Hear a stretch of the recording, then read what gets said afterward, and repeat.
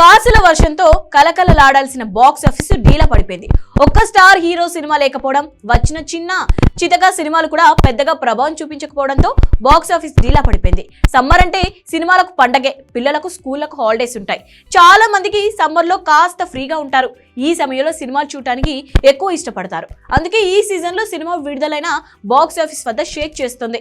ఈ సీజన్ లో ప్రేక్షకులు సాధారణంగా థియేటర్లకు పోటెత్తుతూ నిర్మాతలకు డబ్బులు గుంజుతారు. కానీ ఈ సమ్మర్ లో మాత్రం బాక్స్ ఆఫీస్ మాత్రం డీలా పడిపోయింది.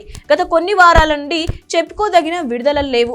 దీంతో ఇటీవల విడుదలైన చిన్న బడ్జెట్ చిత్రాలను ప్రేక్షకులు చూడలేకపోతున్నారు. దాంతో బాక్స్ ఆఫీస్ వద్ద డల్ సీజన్ కొనసాగుతోంది.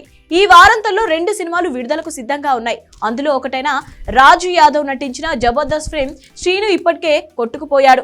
ఈ చిత్రం ప్రారంభం రోజునే చాలా పిలవమైన మౌత్ టాక్ వచ్చింది. మరో విడుదలైన ఆశీష్ రెడ్డి నటించిన లవ్ మీ ఎటువంటి సంచలనం సృష్టించలేదు. లవ్ మీ మంచి బడ్జెట్ తో రూపొందించిన పెద్దగా ఆకట్టుకోలేకపోయింది. దీంతో ఎవరు చూడటానికి పెద్దగా ఆసక్తి చూపించలేదు. ఇప్పుడు అందరి దృష్టి మే 31న 3 కొత్త విడుదలలో వరుసలో ఉన్నాయి.